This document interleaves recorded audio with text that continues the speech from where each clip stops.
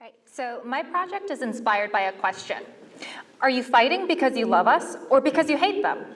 Many people of color ask similar questions across various social media platforms in response to protests concerning social injustice during the summer of civil unrest in 2020. Are you fighting because you love us or because you hate them? In other words, are you fighting because you love me, my liberation, and my joy, or are you fighting simply because you hate the oppressor?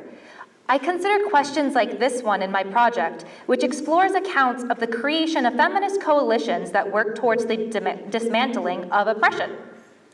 If individuals want to come together into this type of coalition, then we must be cognizant of the types of challenges that coalitions may come across. In fact, if coalitions are created simply out of a reaction to oppressive practices, or in other words, because individuals hate the oppressors, there may be a lack of trust and love amongst individuals in a coalition.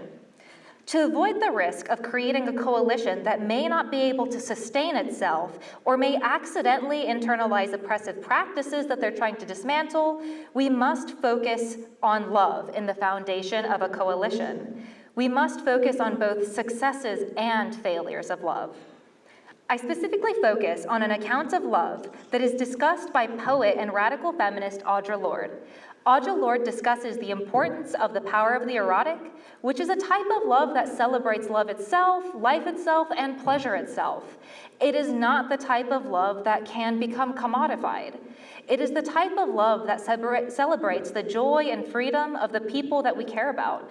This type of love, I argue, must be a part of the foundation of coalitions if we ever want to create a sustainable and regenerative community that is able to fight oppression while avoiding the internalization of oppressive practices that we're trying to fight. To best cultivate and practice this form of love in the present, it is best to understand how it was practiced or challenged in the past. I argue that a genealogy of love is necessary for my project. By conducting a genealogy, we can understand how systems of belief, such as the model minority myth, was created by oppressive beliefs to divide and conquer people of color in the United States.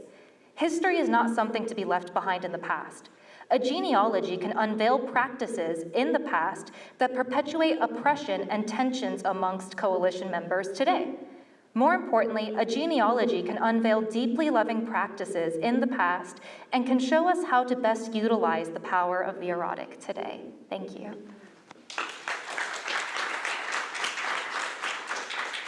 Can I ask a question right here? Thank you. I was just wondering give us a little bit more detail about the figures in the genealogy, the limits and the boundaries of it. Are you working in the Judeo-Christian tradition, or are you going elsewhere, and perhaps what figures you are using to construct this? Right, so mostly my idea of genealogy, the method, comes from Foucault. So I am interested in a Foucauldian genealogy, but there are figures that I'm interested in exploring that do actually conduct genealogies of love and the model minority myth in particular. So those individuals are going to be from many disparate sources. But to answer your question, the genealogy as a method that I'm interested in is a Foucauldian genealogy.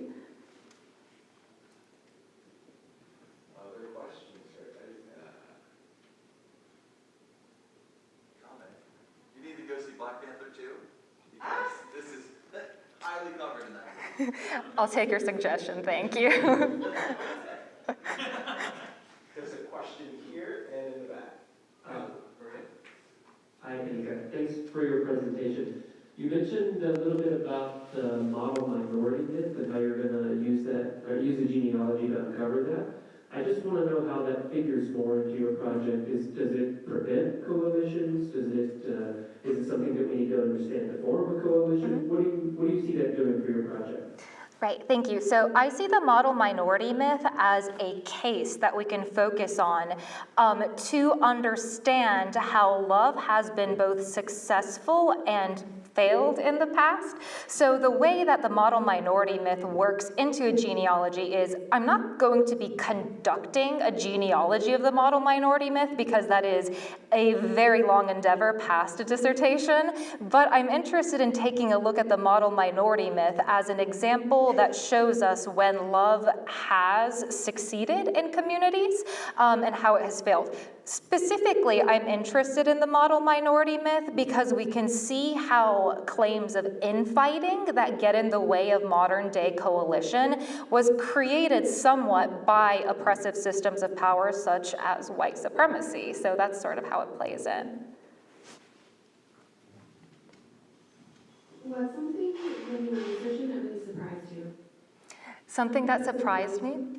Right, so I think something that surprised me is finding moments of loving coalition and community in reading through genealogies of the model minority myth, or what I take to be genealogies of the model minority myth. So finding out about these communities of Hispanic and East Asian ranchers and cowboys that existed and have always existed, I think finding those little nuggets are the most surprising things.